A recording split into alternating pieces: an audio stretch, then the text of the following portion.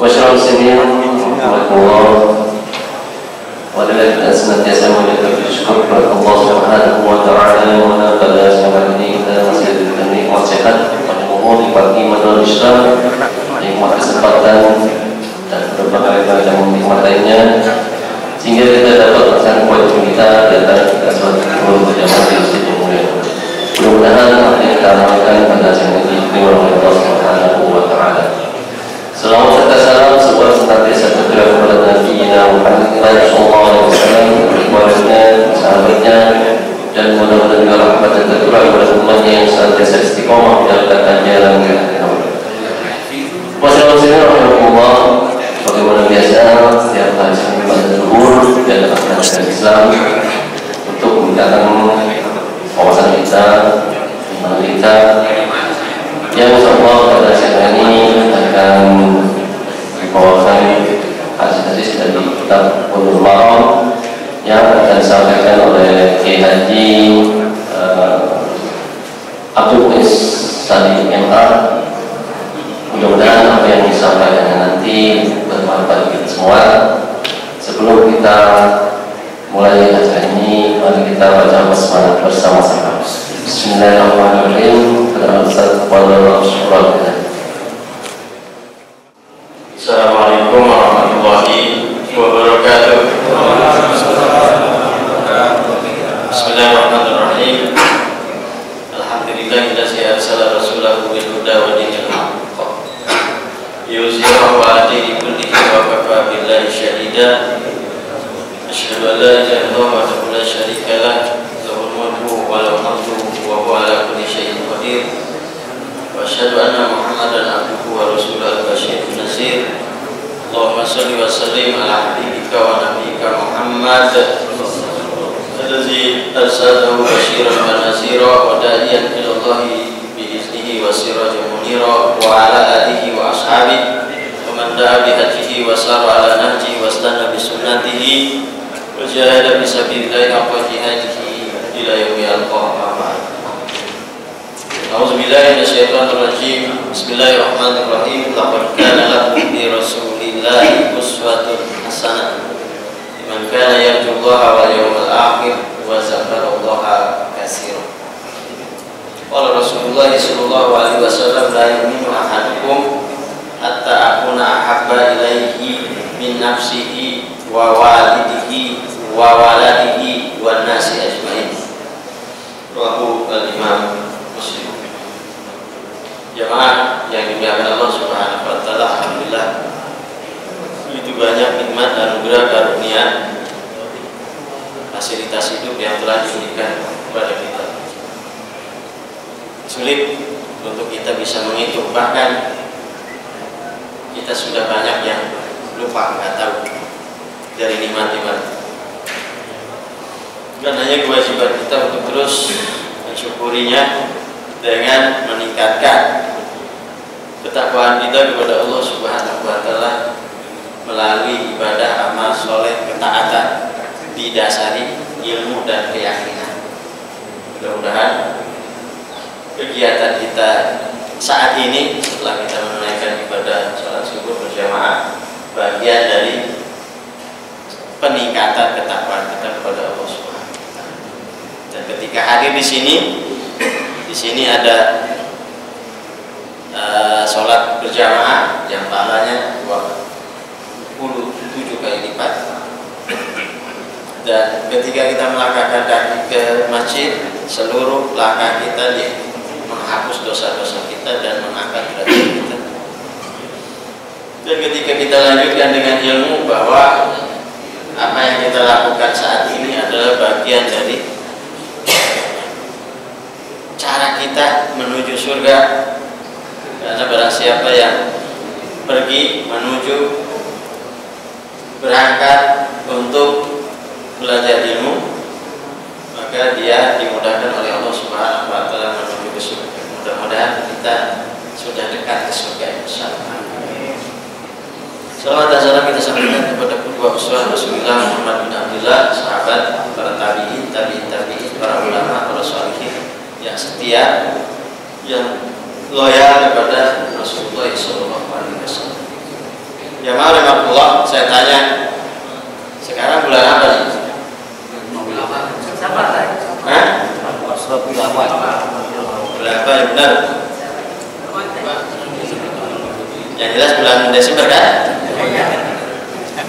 Bulan Hijriah bulan apa? Bulan Hijriah Rabiul Awal tanggal berapa? Yang 4, yang 5, yang 6, yang 7. Berapa sekarang? Lihat kalender. Tanggal 2. Ada kalender itu ada perbedaan antara tanggal 2 dan tanggal 3. Bulan Rabiul Awal. Sehingga pada bulan ini ada di kalender itu ada merah. Tanggal 24 Rabiul Awal. Maulid Nabi. Tanggal 5, tanggal 23 atau 24? 24 Maulid Nabi. Tanggal 25 Natal. Maulid Nabi juga. Maulid Nabi Muhammad dan Maulidnya Isa alaihissalam. Kata mereka. Ya.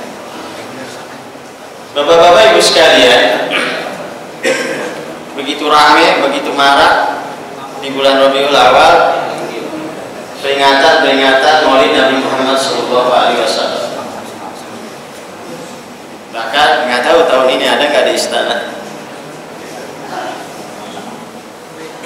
Istana pun menyelenggarakan peringatan Maulid Nabi Muhammad SAW. Di mana-mana, di masjid, di musola, di majlis taklim, di kampung, bahkan di rumah. Di Jakarta, masyarakat Betawi itu sepanjang tahun Maulid Nabi, arwahan Maulid Nabi, sedekah Maulid Nabi dan seterusnya, pengajian Maulid Nabi. Bagus. Bagian dari kecintaan kepada Rasulullah SAW. Tapi apa yang kita dapat? Terlepas dari perbedaan pendapat khilaf apakah Maulid Nabi itu ada di masa Rasul atau tidak, artinya penyelenggaraannya, kegiatannya, ada yang mengatakan bid'ah, macam-macam.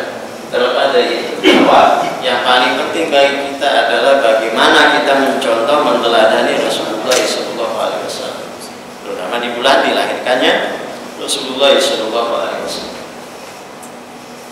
Rasul adalah sebagai contoh kita yang harus kita ikuti, kita teladani, kita tiru sedapat mungkin. Seluruh kehidupannya yang terkait dengan kewajiban kita sebagai umat yang ada hubungannya dengan syariat. Kalau tidak ada hubungannya dengan syariat, bisa juga haram.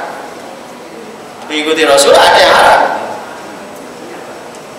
Kalau tujuannya mengikuti Rasul, menikah dengan 9 orang wanita, haram, nggak boleh. Itu khususnya namanya. Kekhususan buat Nabi Muhammad SAW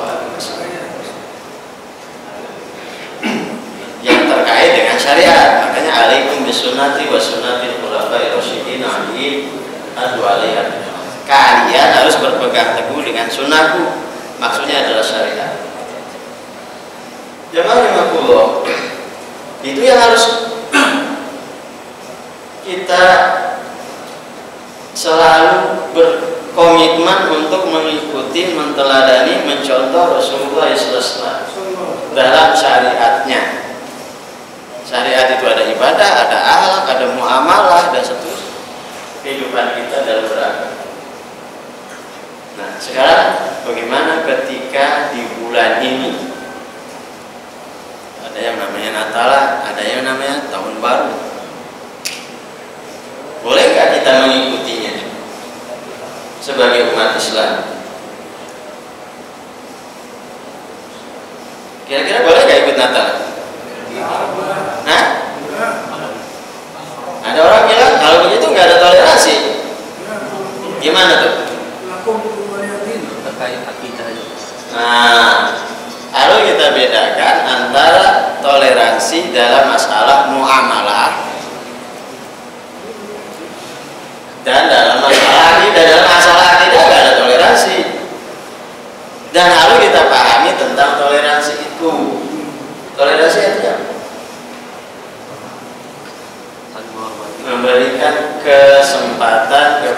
saudara-saudara kita untuk melakukan kegiatan ibadah tanpa diganggu, dengan aman, dengan nyaman. Nggak boleh diganggu. Itu namanya toleransi. Bukan berarti toleransi kita harus ikut. Lain lagi namanya. Nah, jamaah rahimakumullah, termasuk terkait yang dengan ibadah itu atribut-atribut dan cara-cara ibadah mereka nggak boleh kita ikuti. Dalam hadis riwayat Imam Muslim, ketika Rasulullah SAW ingin menentukan bagaimana caranya memanggil masyarakat atau memberitahu masyarakat bahwa waktu sholat telah tiba, sebelum ada syariat azan, dikumpulkan para sahabat. Gimana caranya? Masing-masing mengusulkan. Ada yang mengusulkan bagaimana kalau kita bakar api supaya kelihatan itu api berkobar, ada tanda bahwa di sana ada peringatan. Kata Rasul, ini kan caranya orang Majusi, nggak boleh gitu. Termasuk kita kan ada kegiatan olahraga, ada PON, ada Asian Games, Olimpiade, itu pakai api kan? Itu caranya orang yang orang Majusi. Termasuk api unggun. Ada lagi yang mengusulkan bagaimana kalau kita tiup trompet, kedengaran banyak orang, tiup trompet yang besar. Kata Rasul, ini caranya orang Yahudi. Nggak boleh kita mengikuti cara mereka. Ya, pertanyaan buat kita di hari-hari nanti yang niup trompet sama. Yang niup trompet kita kira-kira siapa? Anak-anak siapa? Ya orang Islam kan? Yang jualan. Itu cara mereka, nggak boleh. Ada lagi yang mengusulkan, gimana kalau kita pukul aja lonceng, kedengaran tuh. Kata Rasulullah SAW, ini caranya orang-orang Nasrani, nggak boleh. Dan kita tidak sadar juga, kadang-kadang di masjid ada jam besar tuh, ada loncengnya, itu nggak boleh juga, harus dihindari. Itu caranya orang-orang Nasrani, nggak boleh. Syiar mereka belum ada, yang belum ketemu caranya gimana. Sementara syariat belum turun, ketentuan syariat belum ada. Kemudian besok harinya ada sahabat yang datang kepada Rasulullah SAW menyampaikan tentang mimpi dia. Di malam hari dia mimpi, di saat mimpi itu ada seorang yang mengajarkan cara memanggil sholat, yaitu azan. Jadi Bapak Ibu sekalian, ada syariat syiar Islam yang awalnya adalah dari mimpi sahabat. Kalau mimpi Rasul sudah jelas wahyu, tapi dari mimpi sahabat. Mimpi diajari azan untuk memanggil sholat. Kira-kira bapak-bapak yang tahu nggak siapa namanya itu sahabat?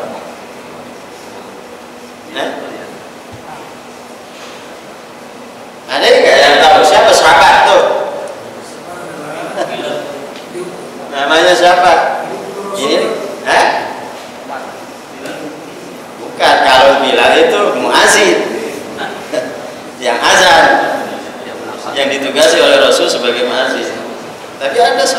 yang mimpi diajarkan oleh seorang malaikat azan. Nah kita kalau ditanya gini-ginian nggak tahu, kalau ditanya artis tahu tuh.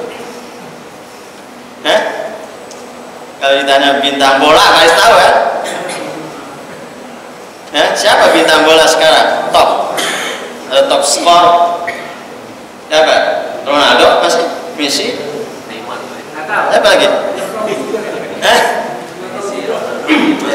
Apalagi sahabat gelap sama sekali. Kita kalau ditanya berapa sebutkan 10 sahabat yang sudah dijamin masuk surga, tahu nggak kita? Apa nggak?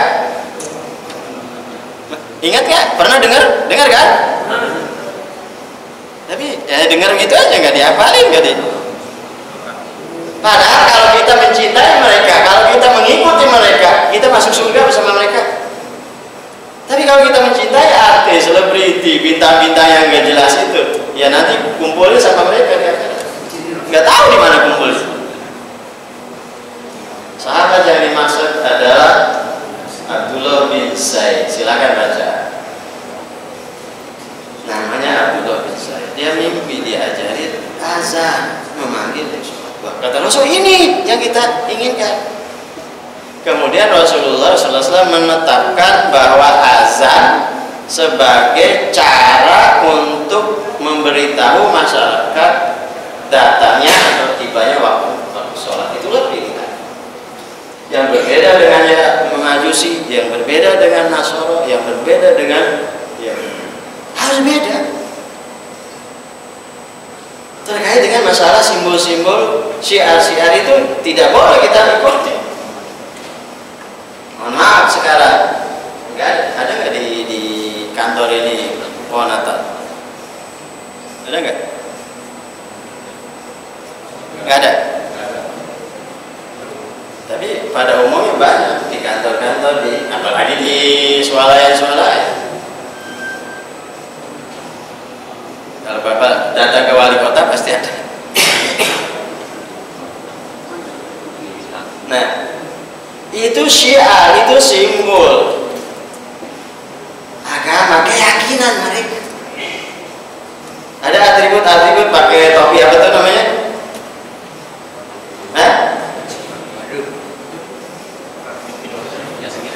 Sinterklas.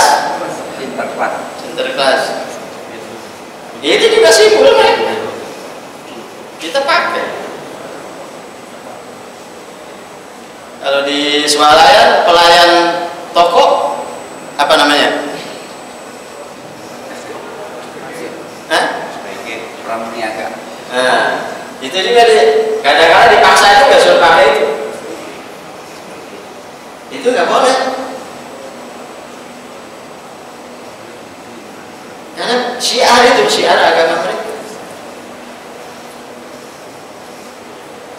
Inilah kita sekarang. Nggak jelas identitas kita. Terutama anak-anak muda, anak-anak remaja. Kalau orang tua mungkin tidak terlalu. Tapi ini kewajiban kita untuk mengingatkan, untuk mengajarkan kepada anak-anak kita, kepada cucu kita, kepada generasi seterusnya. Nanti kalau tahun baru yang pergi ke Ancol, ramai itu anak-anak muda. Siapa? Agamanya apa? Orang Islam. Ada yang undang? Ada yang maksa? Dibayarin? Kesadaran sendiri kan, pergi sendiri. Itu dalam bahasa Al-Quran disebut sudah wala, sudah cinta, sudah loyal. Yang pergi ke taman mini?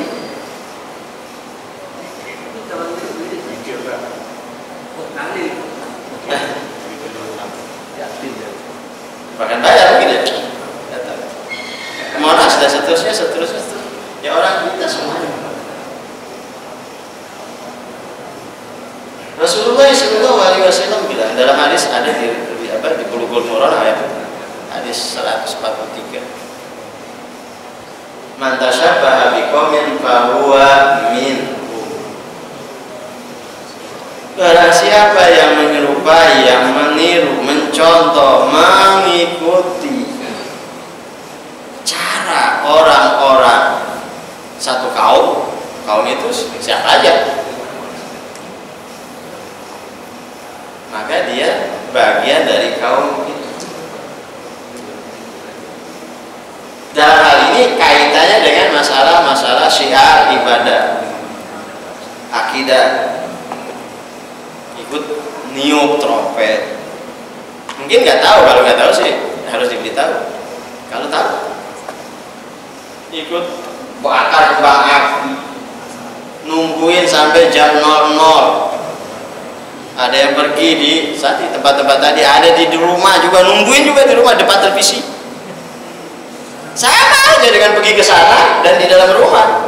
Apalagi dengan senang, dengan senyum, dengan bahagia, dosa. Kenapa? Ikut bergembira, ikut bersuka cita ketika mereka melakukan kegiatan-kegiatan ibadah, mengikuti hari raya mereka. Fahuwa minhum, maka dia adalah bagian dari mereka. Tolong bapak-bapak dan ibu-ibu sekalian, nanti setelah ini dibaca ayat 51 surat Al-Maidah.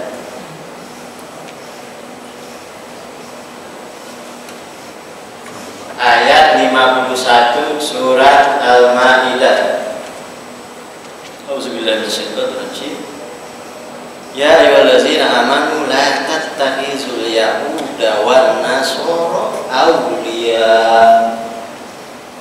Wahai orang-orang yang beriman, kita kan orang-orang beriman nih. Kamu tidak boleh menjadikan Yahudi dan Nasara sebagai wali. Wali apa? Wali itu orang yang dekat, orang yang dicintai, orang yang dibela, orang yang didukung, orang yang diikuti, sebagai pelindung, sebagai pembela, sebagai penolong, sebagai pemimpin, termasuk wali kota, pemimpin kan, wali murid, wali kelas, wali nikah, orang-orang yang dipercayakan wali. Mulai ke batu maulia obat, mereka satu sama lain bekerja sama. Urusan mereka bekerja sama luar biasa dahsyat. Wa may yatawallahu minkum fa innahu minhum. Barang siapa yang loyal kepada mereka di antara kamu, yang suka, yang cinta, mengikuti, meniru, mencontoh, senang-senang bersama mereka, maka dia adalah bagian dari mereka. Ayatnya begitu. Allah ayatil qaumas zalimin. Sesungguhnya Allah Subhanahu wa taala tidak akan menunjukkan, membimbing orang-orang yang zalim. Nah, kita harus bedakan mana yang namanya toleransi, mana yang namanya pergaulan, mana yang namanya kaitan dengan agama. Kalau pergaulan jual beli, transaksi, silakan, tidak ada masalah.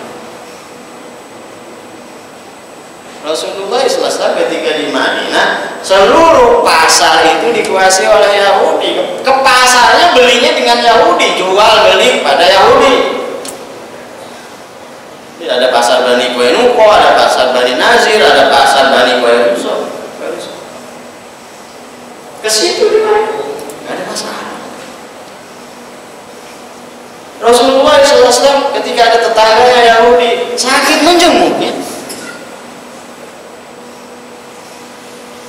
Rasulullah SAW ketika ada seorang Yahudi, wanita Yahudi bawa hadiah, makanan diterima.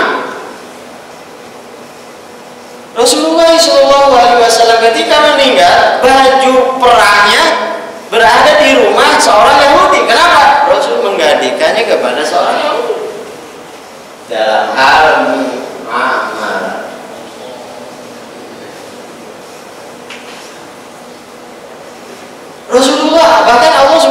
dalam surat Al-Mumtahanah.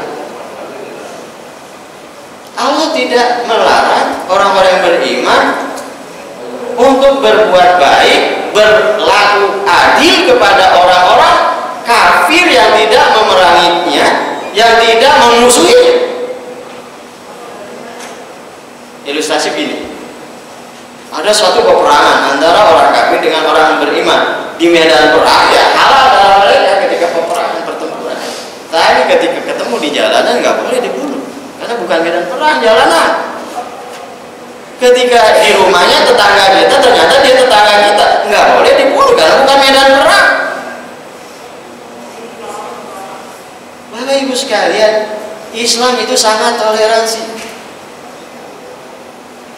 Ketika perang, di sana ada orang-orang tua, lansia, enggak dibunuh, enggak diganggu, karena enggak memerangi, enggak ikut terlibat. Ketika ada wanita-wanita yang mereka sibuk di rumah mengurus keluarga, mengurus anak, tidak ikut dalam perang, ya tidak boleh diganggu. Ketika ada orang-orang yang asyik sedang beribadah di tempat-tempat ibadah mereka, di kelenteng, di gereja dan macam-macam tuh, nggak boleh diganggu. Bahkan pada saat perang, karena mereka tidak terlibat. Anak-anak kecil yang tidak tahu apa-apa tidak boleh diganggu, tidak boleh disakiti, walaupun di saat perang. Luar biasa ajaran Islam ini. Dan Rasul melarang tentara Islam untuk membunuh binatang-binatang ternak di saat perang. Rasulullah SAW melarang para mujahidin di saat perang, di medan perang yang dibebaskan atau yang terjadi peperangan, tidak boleh memotong, menebang pohon-pohon yang sedang berbuah. Bukannya manusia, pohon aja dilindungi di saat perang, apalagi saat damai. Itulah toleransi, bukan kita ikut-ikutan. Ini masalahnya. Memahami toleransi, jadi campur aduk, ikut-ikutan. Maka ada istilah pluralisme dan pluralitas. Pluralisme nggak boleh. Kenapa? Meyakini semua agama, semua ajaran sama benar. Itu nggak boleh. Meyakini bahwa semua orang penganut agama masuk surga, salah, nggak ada. Lalu pluralitas, kita hidup bersama, berdampingan dalam keadaan damai, dalam keadaan aman, tidak saling mengganggu, saling menghormati, saling menghargai. Itu namanya pluralitas, keberagaman, kemajemukan. Nah, masalah kita sekarang campur aduk. Padahal Islam sangat tegas dalam masalah ini. Tadi sudah dibacakan surat Al-Kafirun. La a'budu mata wala aku abidu wala ana abidu. Terus lakum dinukum. Dalam urusan agama, akidah, ibadah, syiar-syiar, ritual-ritual, itu nggak boleh campur. Harus jelas sumbernya dari mana kita lakukan ini. Termasuk kita kadang-kadang peringatan Maulid nyambut Nabi dengan masang petasan, ada nggak tuh? Hah? Katanya nyambut Nabi, Habib datang petasan, jadul, ada nggak petunjuknya dari Nabi? Nggak ada kan? Ini masalah kita, nggak jelas katanya. Campur aduk antara ajaran Islam, antara ajaran yang di luar Islam. Kita acaranya sih baca Yasin, baca surat Al-Fatihah, doa, istighfar dan seterusnya, tahlil, tapi ada sesajen, itu campur aduk juga. Ini harus jelas. Alaikum bisunnati, kalian harus berpegang teguh pada sunnah. Man amila amalan laisa alaihi amruna fa huwa raddun. Barang siapa yang mengerjakan urusan agama yang tidak ada dasar hukumnya dalam syariat, maka tertolak, nggak diterima. Walaupun niatnya bagus, pengen dapat pahala, tapi nggak mengikuti aturan, ya nggak diterima. Karena syarat ibadah dua, ittiba sunnah atau ittiba syariah dan ikhlas sunniyah, mengikuti aturan syariat dan ikhlas karena Allah Subhanahu wa Ta'ala. Mudah-mudahan apa yang saya sampaikan ini ya paling tidak mengingatkan kita nilai-nilai akidah, nilai-nilai ibadah yang harus kita pertahankan. Jangan sampai kita mengaku sebagai muslim tapi perilaku gaya hidup bahkan tata cara ibadah sudah tidak Islam. Yang kata Rasulullah sallallahu alaihi wasallam, la tattabi'anna sanana man kana qablakum shibran bi shibrin zira'an bi zira'in ba'an bi ba'in hatta idza dakhalu jumra dabbin la fa'altum. Saya khawatir kalian pada suatu saat akan mengikuti orang-orang terdahulu, mulai dari satu jengkal, satu hasta, kemudian satu depak, sampai mereka masuk ke lubang biawak. Pernah bapak-bapak lihat lubang biawak? Di mana tuh? Di mana adanya? Udah tempatnya jauh, udah sulit datangnya ke sana. Diikuti aja, masuk aja tanpa dipikirkan, tanpa ada apapun, reaksi apapun. Karena sudah sangat parah bahwa kita mengikuti orang-orang yang seperti itu tadi. Ketika sahabat bertanya, al-Yahud wal Nasara, apakah mereka yang dimaksud adalah orang-orang Yahudi dan orang-orang Nasrani? Kata Rasul, siapa lagi kalau bukan mereka? Nah itu kita sekarang. Sampai-sampai Rasul mengatakan dalam hadis riwayat Imam Ahmad, hatta iza anna ahadahu iza jama'a ahlahu fitbah lafa'atu. Sampai-sampai ada seorang di antara mereka yang melakukan menggauli istrinya, dalam riwayat lain menggauli ibunya di tengah jalan, di tempat publik, diikuti. Dahsyat luar biasa. Kalau bahasa sekarang di publik apa? Tempat publik, bukan di jalan raya ramai, bukan di lapangan, bukan di tempat keramaian, di TV itu publik. Ruang publik itu TV, semua orang lihat, ikut apa yang ditayangkan, dicontohkan di televisi. Mantap, tasyabbah bikum in fahuwa minhum. Barang siapa yang meniru, mencontoh, meneladani satu kaum, maka dia adalah bagian dari kaum. Mudah-mudahan apa yang saya jelaskan ini paling tidak mengingatkan kita semua akan bahayanya ketika kita tidak bisa memisahkan antara mana toleransi, mana yang sifatnya ibadah, mana yang sifatnya akidah, dan mana yang sifatnya muamalah. Islam sangat jelas, sangat tegas.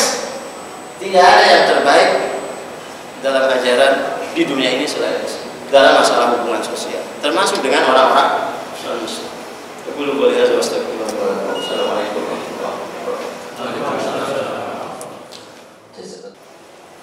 Pertanyaan ini perlu beberapa sesi kajian tentang ulumul hadis. Harus ada kajian khusus tentang ilmu hadis. Hadis muttafaq alaih apa? Hadis sahih apa? Hadis hasan apa? Hadis dhaif. Intinya bahwa ketika kita baca dalam kitab, dalam buku, atau kita dengar hadis muttafaq alaih, maksudnya adalah hadis yang diriwayatkan oleh Imam Bukhari dalam sahihnya dan oleh Imam Muslim dalam sahihnya. Kitab yang khusus dikumpulkan di dalam kitab itu hadis-hadis sahih dari Rasulullah SAW.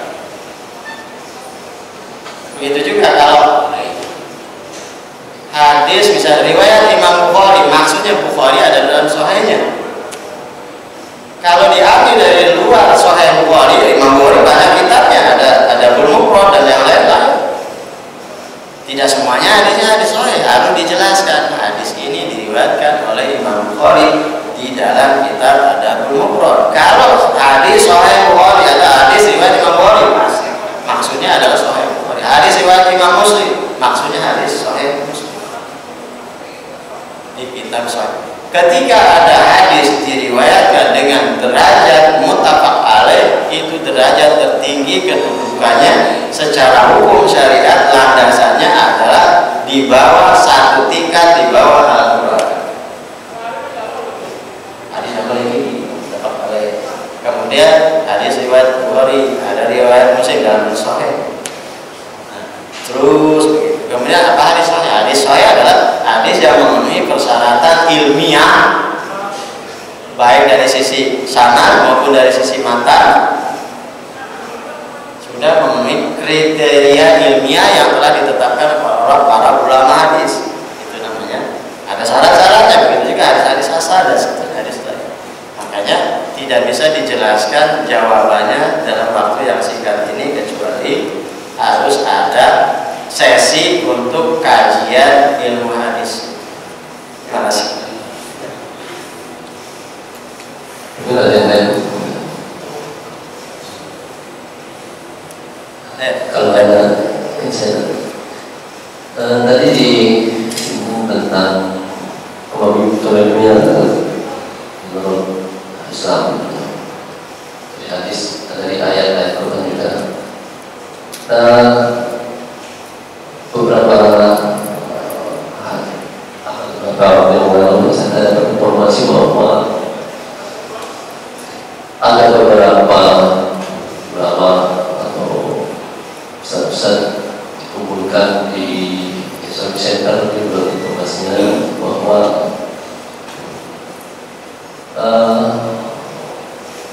diberitahukan bahwa dari pemimpin terdahulu, ya gubernur maksudnya, itu menyumbang di Islamic Center sekian miliar, terus gubernur berikutnya sekian miliar, yang terakhir ini menyumbang sekian miliar, itu lebih besar dari yang terdahulu.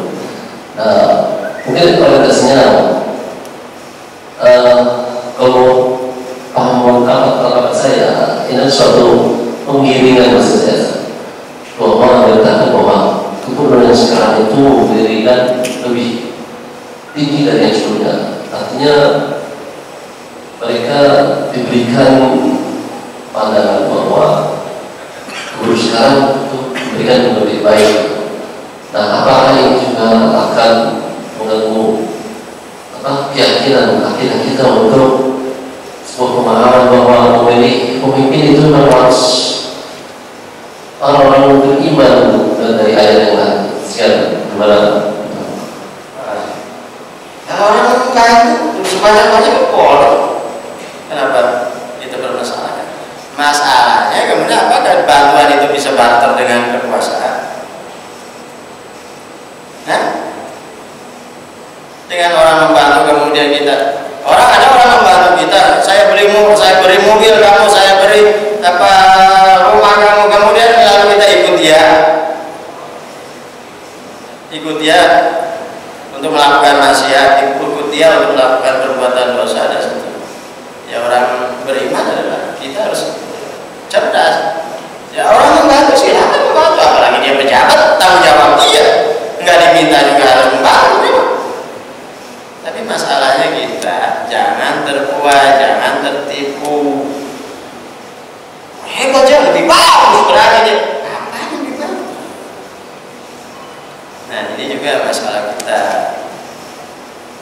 Ya, apalagi kita sekarang ini terprovokasi atau terbius dengan media.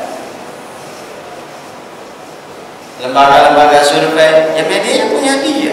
Lembaga surveinya dia bayar, dia bikin, dia bentuk. Lalu intinya apa?